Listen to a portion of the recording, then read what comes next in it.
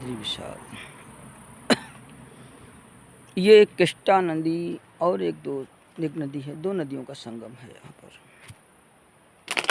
जैसे कि हमारी अलकनंदा और माँ भागीरथी का संगम है देवप्रयाग में, इसी प्रकार से जगह तो नाम मेरे को नहीं पता है, परंतु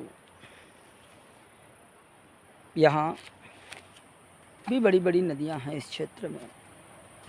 तो वो बंधु से मैं अभी मुझे यात्रा में एक बंधु मिले जो साइकिल से यात्रा कर रहे हैं, बता रहे थे मैं 18,000 किलोमीटर साइकिल से लगभग चल चुका और बनारस से प्रारंभ किया था, यहाँ उनकी संपन्न हो गई। उनका लक्ष्य खैर अलग है, परंतु इतना तो देखने में आया कि कोई तो जगह है, कोई तो निकला। ऐसे कुछ लड़के इस समय निकले हुए हैं यात्रा पे, तो अच्छा लगा उनसे मिलकर के मेरे को। असम के थे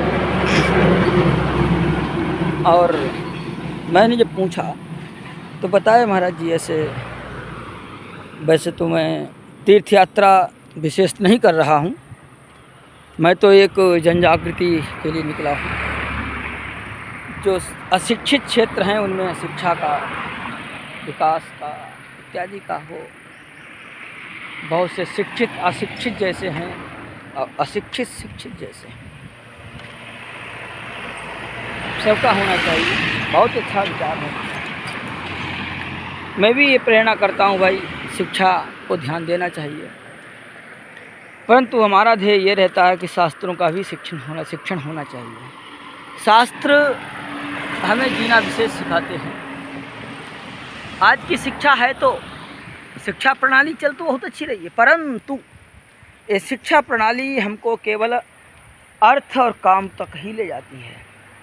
पर हमारे धर्म शास्त्रों की शिक्षा प्रणाली, गुरुकुलों की शिक्षा प्रणाली अर्थ, धर्म, काम, अंतिम पुरुषार्थ है मोक्ष, उस तक ले जाने का प्रयास करती है, अंततः पहुंचाती भी है।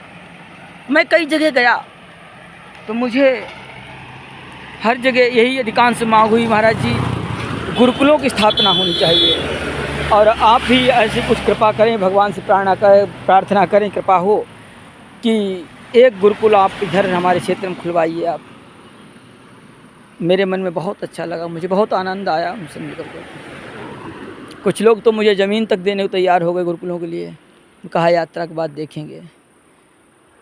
संसार में सुख दुख तो चलता ही रहता है, निजकृत कर्म भोग सुखदाता, काहुन को सुख दुख कर बढ़ाता। हर एक कर्म प्राणी अपने अपने कर्म के अनुसार सुख और दुख को प्राप्त करता है, परंतु धर्म क्या है? परहित धर्म सरिस नहीं भाई, पर पीड़ा सम नहीं। दूसरे का हित ही धर्म है। सत्कर्म क्या? यही सत्कर्म है, दूसरों के लिए जीना। अपने लिए कोई भी जी सकता है।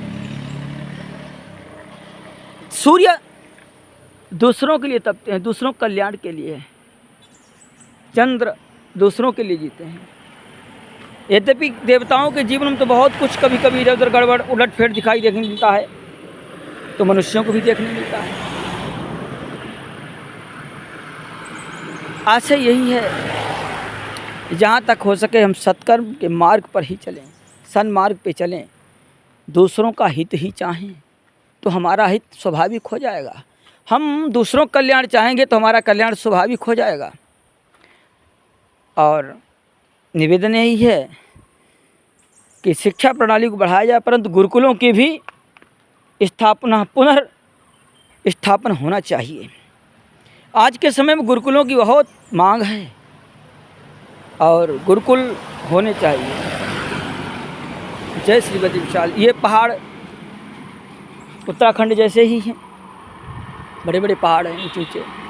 यहाँ भी ब्रह्म कमल इत्यादि होते हैं आगे। नारायण। जय श्री राम।